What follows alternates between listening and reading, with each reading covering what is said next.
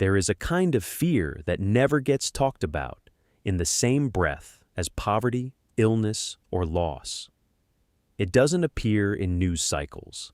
It doesn't generate sympathy. And yet it is, by all accounts of those who live inside it, absolutely real, and in many cases, absolutely crippling. It is the fear of the dynasty, not the fear of losing wealth, though that exists. Not the fear of scandal, though that does too. I'm talking about something quieter, stranger, and more philosophically unsettling. The fear that the wealth itself is the problem. The fear that the next generation won't be ready. The fear that what took a century to build could be undone in a decade. The fear of becoming irrelevant. The fear that your children don't respect what they didn't earn. The fear that everything you've protected and preserved will be scattered the moment you're gone. These are the fears that keep the patriarchs and matriarchs of great family dynasties awake at 3 o'clock in the morning in houses that are worth more than most people will earn in 10 lifetimes. Today, we are going inside those fears. We'll look at the real, documented anxieties that run through the world's great wealthy dynasties, from the Rockefellers to the Rothschilds, from the Fords to the Waltons, and we'll examine what those fears reveal not just about wealth, but about human nature itself. This is the quiet fears of wealthy dynasties. 1. The fear that money destroys the people. It was meant to protect. Let's begin with the fear that sits at the very top of almost every dynasty founder's private list of anxieties, the one that wealth consultants, family therapists, and estate planners say they hear more than any other when they sit with the genuinely wealthy. The money will ruin my children. This is not a new fear. It has existed as long as inherited wealth itself. But what's remarkable is how consistently it appears across centuries, cultures, and continents, and how often, in the historical record, it turns out to be justified. The ancient Romans had a phrase for it: shirt sleeves to shirt sleeves in 3 generations. But the phrase exists in almost every language. In Chinese, rice paddies to rice paddies in 3 generations. In Scottish, the father buys, the son builds, the grandchild sells, and his son begs. In Japanese, 3 generations from clogs to clogs. This near-universal folk wisdom is not coincidence. It reflects a pattern that has been observed so consistently across so many cultures and time periods that it has essentially become embedded in human collective memory. The Williams Group, a wealth management consulting firm based in California, conducted one of the most comprehensive studies of intergenerational wealth transfer ever assembled. Their findings were stark. 70% of wealthy families lose their wealth by the 2nd generation. 90% lose it by the 3rd. And critically, when they analyzed why, they found that in fewer than 3% of cases was the cause bad investment or financial mismanagement. The overwhelming cause in 97% of failures was human factors: a breakdown in trust, a failure of communication, heirs who were unprepared, and families that never developed the relational infrastructure to carry wealth across generations. What the founders feared, that the wealth would corrupt or diminish the people it was meant to protect, was in most cases exactly what happened. But what does this fear actually look like in practice? How does a dynasty patriarch or matriarch experience it? Family therapists who work with ultra-high net worth clients describe a very specific pattern. The wealth creator, the person who built the business, accumulated the capital, established the family's position, is almost always defined by their work ethic, their hunger, their capacity for delayed gratification. They grew up with struggle, or at least without the cushion they later created. That struggle, paradoxically, was the engine of their achievement.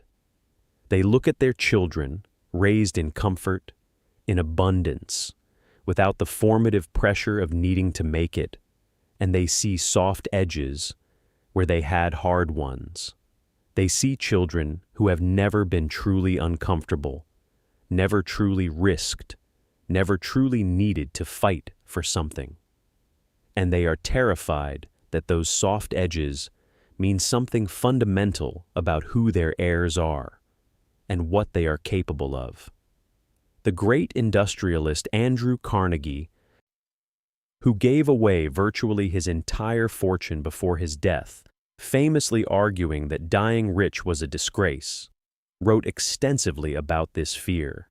He believed that great inherited wealth was actively destructive to the character of those who received it. His solution was radical: give it away. Most dynasty founders are not willing to go that far, but many share his fear. 2. The fear of fragmentation. If the first fear is about what wealth does to individuals, the second fear is about what time does to families.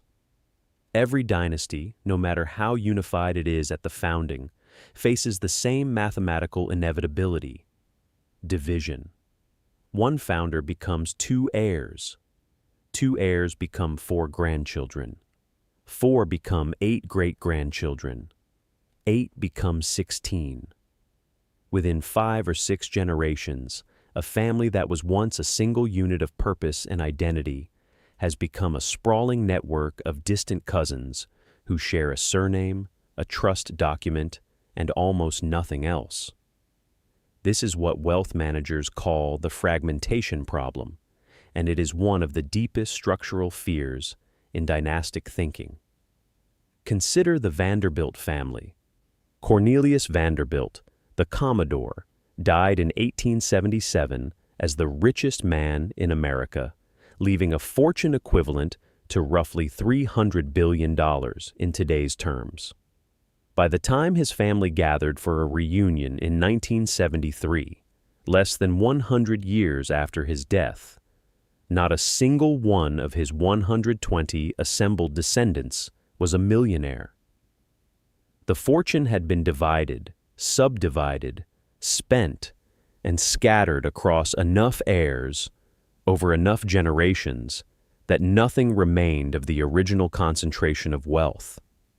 Anderson Cooper, Gloria Vanderbilt's son, Cornelius's great-great-great-grandson, has spoken openly about being told by his mother that there was no inheritance coming, not because the family had been irresponsible, though there was plenty of spending, but because fragmentation across generations had simply diluted the fortune out of existence. This is what dynasties fear: not a single catastrophic loss, but a slow diffusion, like a drop of ink in an ocean, until nothing concentrated remains. The structural responses to fragmentation anxiety have shaped much of modern trust law. Perpetual trusts, legal structures that keep assets locked together across generations, managed by a trustee rather than distributed to heirs, were invented specifically to resist fragmentation. Dynasty trusts, common in states like South Dakota and Nevada that have abolished the rule against perpetuities, can legally hold assets in trust indefinitely, in theory, forever. They are the legal architecture of fragmentation fear, but legal structures can only do so much. The deeper fragmentation isn't of money, it's of identity. What does it mean to be a Rockefeller in the 5th generation? What shared purpose holds together the hundreds of descendants of a single founder who may have died before your parents were born? What is the family for when the business that gave it meaning has been sold or merged or is managed by professional executives who share none of the family's blood? J. Hughes, one of the foremost thinkers on family wealth and the author of Family Wealth, Keeping It in the Family, argues that the real asset of any dynasty is not financial capital. It's human capital and social capital. The values, relationships, and shared purpose that a family cultivates across generations.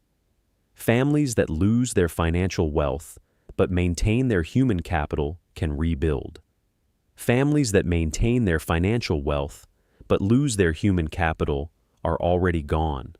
They just haven't realized it yet. The fear of fragmentation is, at its deepest level, a fear of meaninglessness, the terror that the family's story, having reached a certain scale and significance, will dissolve into nothing, leaving no coherent narrative behind. 3. The fear of the outside world. The third great fear of wealthy dynasties is, in some ways, the most primal, the fear of what lies beyond the gates. This fear has many forms. It includes the fear of kidnapping, which is not paranoia but a documented reality for ultra-high net worth families, particularly those with a public profile.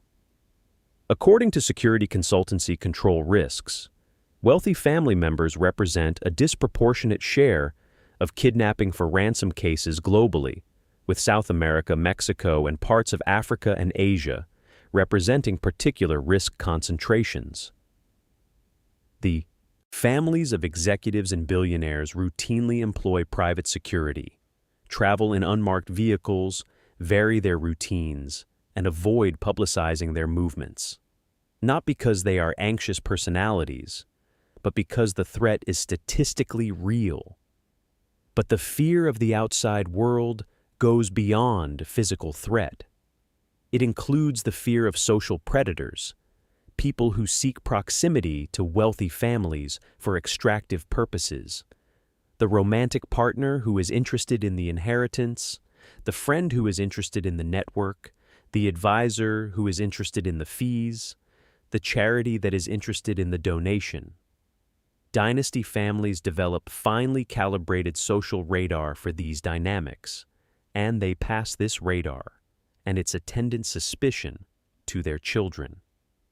This produces one of the most painful psychological features of dynastic wealth: the difficulty of genuine trust.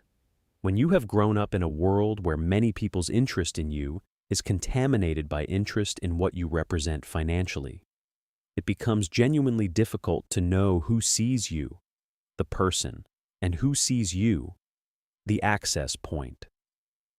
Numerous memoirs and psychological studies of wealthy individuals document this as one of the most persistent and corrosive effects of dynastic wealth on personal happiness. There is also the fear of public exposure, of the wealth becoming visible in ways that attract hostility, resentment, or political attention. This fear has intensified enormously in the era of wealth inequality discourse. Dynasty families who were comfortable with their position in the 1980s and 1990s have become increasingly anxious in an era when billionaire wealth is a subject of mainstream political debate, when names like Bezos and Musk attract protest movements, and when inherited, wealth is increasingly framed in public discourse as a form of injustice. Old money families, those who have maintained wealth quietly across multiple generations, have developed sophisticated strategies for managing this exposure: philanthropic profiles that frame wealth as service, political neutrality or careful bipartisan positioning, and a cultural preference for understated living that minimizes the visual gap between themselves and their social surroundings.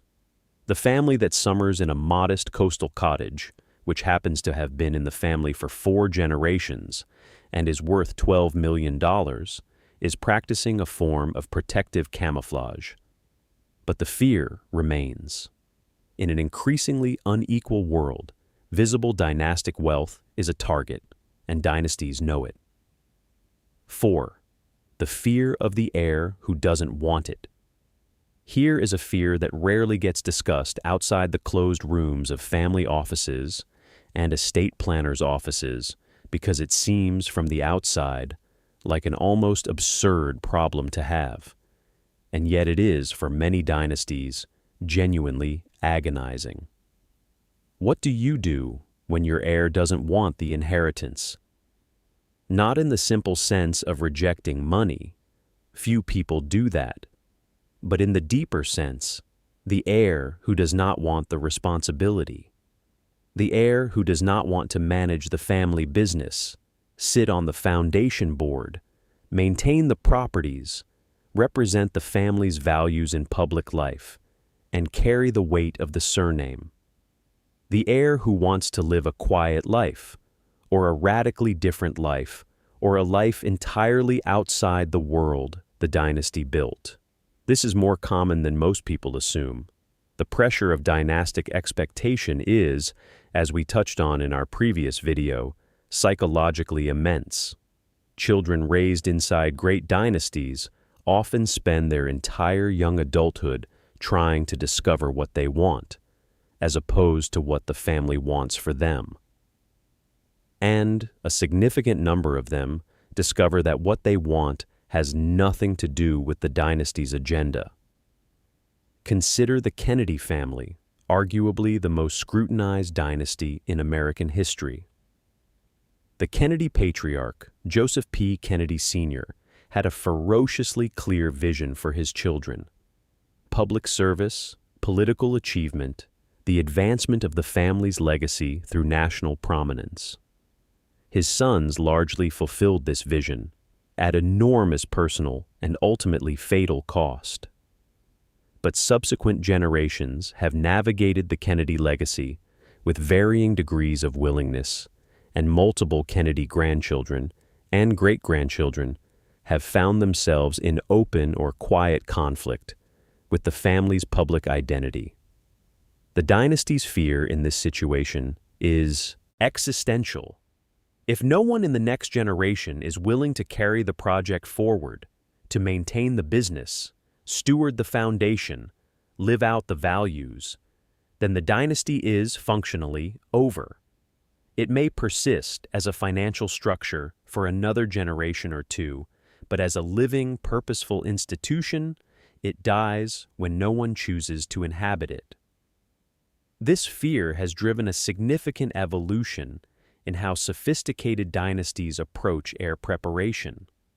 Rather than assuming children will inherit the will to serve the family's purposes along with the financial assets, forward-thinking families now invest heavily in what is sometimes called rising generation programs, structured experiences designed to help heirs discover their own connection to the family's values, to find their own genuine relationship to the wealth and the responsibility, rather than having it imposed on them. The Rockefeller family, which has maintained remarkable cohesion and public relevance across 6 generations, is frequently cited as a model for this approach. Rockefeller family governance includes formal education programs for younger generations, structured philanthropy that allows heirs to direct resources toward causes they personally care about, and an explicit cultural norm that service to the family's mission should be chosen, not coerced. The family understood early that a dynasty sustained by obligation alone is a dynasty that will fracture the moment the obligation can be escaped. 5. The fear of the one who will destroy it. Every dynasty, in its private moments, carries this fear. Somewhere in the family tree, there is a person who will undo everything.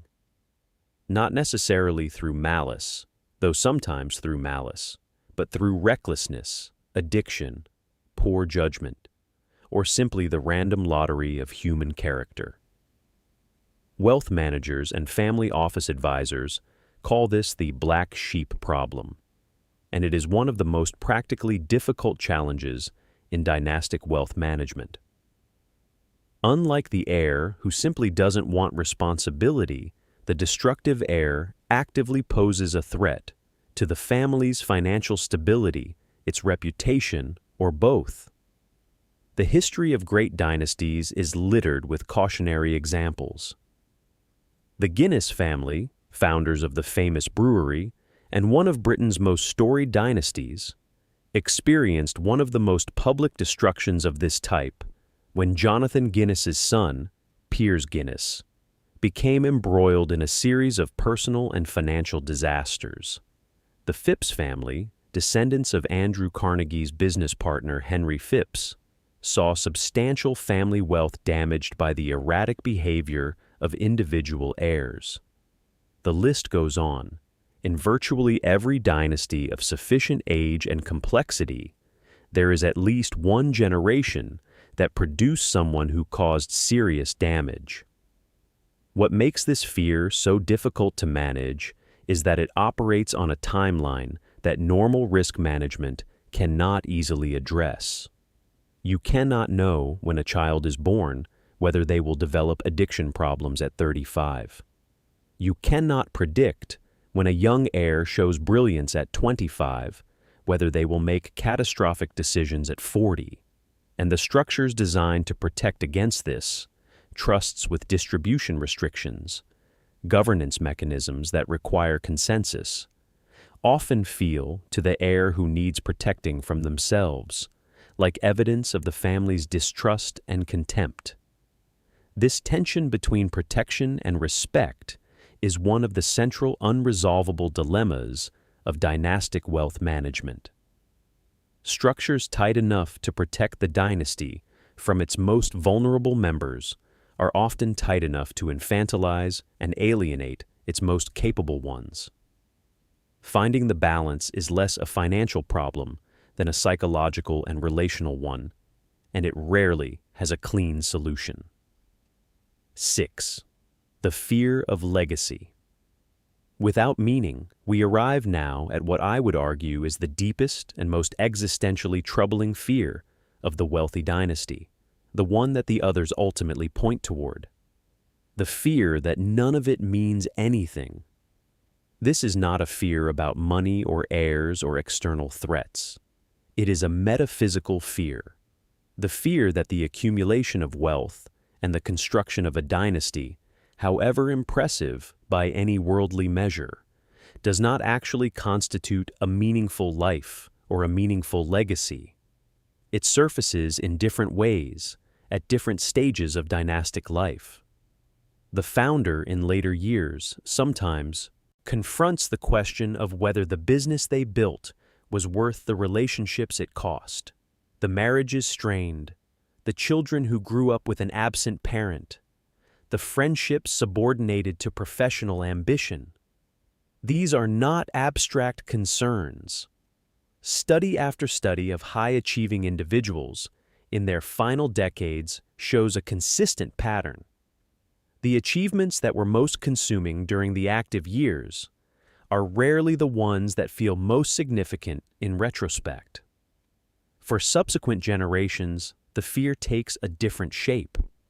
The heir who has not built anything, who has managed and preserved but not created, often carries a quiet, corrosive suspicion that their life has been, in some fundamental sense, borrowed.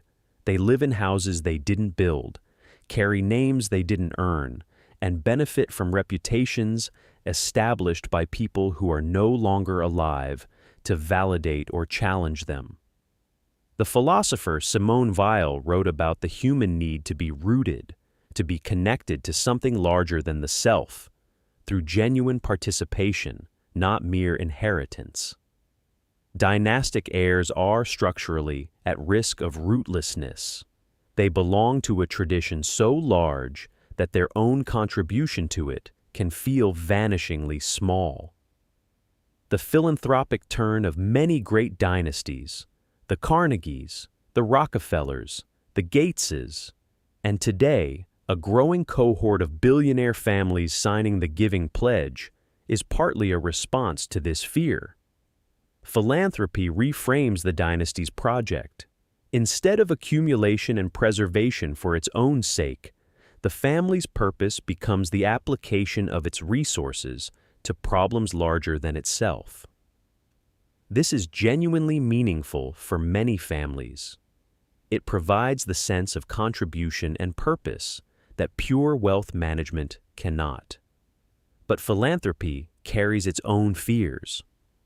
The fear that your giving is more about your ego than genuine service. The fear that the problems you're trying to solve are too large for any amount of money to fix. The fear, increasingly documented among major philanthropists, that large-scale giving can cause unintended harm, distorting local markets, displacing existing institutions, imposing the priorities of the wealthy on communities that didn't ask for their intervention. Bill Gates has spoken candidly about grappling with these questions. The Rockefeller Foundation, in its early years, faced congressional investigations into whether its influence over public policy and education was appropriate for a private institution accountable to no democratic process. The fear of meaning becomes the fear of harm, and underneath both is the same thing. The dynasty, in its quietest moments, is not sure it deserves the influence it has. 7. How dynasties respond to fear. Fear, properly understood, is not purely destructive. It is also a driver of remarkable institutional innovation. Many of the structures that sophisticated dynasties have built, the family constitutions, the governance councils, the heir education programs, the family offices, the philanthropic foundations, are at their core responses to specific fears. They represent the accumulated wisdom of families that confronted their fears honestly enough to build systems to address them. The most resilient dynasties share a common trait. They have developed what family wealth researcher James Grubman calls a culture of honest conversation, the capacity to discuss, within the family, the things that most wealthy families leave unsaid: money, fairness, expectations, fears, what the family is for, what members owe each other, what constitutes a good life. This sounds simple. In practice, for families whose cultural inheritance includes the injunction never to discuss these things, it is extraordinarily difficult. It often requires outside help: family therapists, family office advisors, facilitators who can create structured space for conversations that the family cannot yet initiate on its own. The Rothschild family's 250-year persistence is, by any measure, one of the most remarkable stories in the history of dynastic wealth. Historians and business scholars who have studied the family attribute its cohesion not primarily to financial sophistication, though that exists, but to a culture of family loyalty and communication established by the founding generation and deliberately maintained ever since. The family's founding motto, unity, integrity, industry, is not decorative. It is, by the accounts of family members across generations, a genuinely lived set of principles that has been actively taught, modeled, and demanded. The fear, in other words, can be answered. Not eliminated, fear of loss and fragmentation and meaninglessness is part of the human condition, and no amount of wealth insulates anyone from it. But it can be faced, named, and responded to with the kind of intentionality that transforms anxiety into architecture. The quiet fears of wealthy dynasties are, when you look at them clearly, not so different from the fears of any family. The fear that we won't be enough for our children, and that they won't be enough for the world. The fear that what we've built together will fall apart after we're gone. The fear that we are exposed to dangers we cannot fully control. The fear that the people we love are not who we need them to be. The fear that our lives will not, in the end, have meant what we needed them to mean. The wealth amplifies these fears. It raises the stakes. It adds complexity and scale and the particular distortion that comes from having more power than most people will ever know. but it does not invent the fears. They were always there. What the dynasties that endure have discovered, painfully, slowly, over generations, is that the answer to these fears is not more wealth. It is not better legal structures, better trusts, better financial advisors. Those things help. But the answer, at its core, is the same answer available to any family in any circumstance. Honest conversation, genuine relationship, shared purpose, and the courage to face what you're afraid of before the silence turns it into something you can no longer control. The dynasties that last are not the ones with the best lawyers. They are the ones with the most honest dining tables. Subscribe and ring the bell.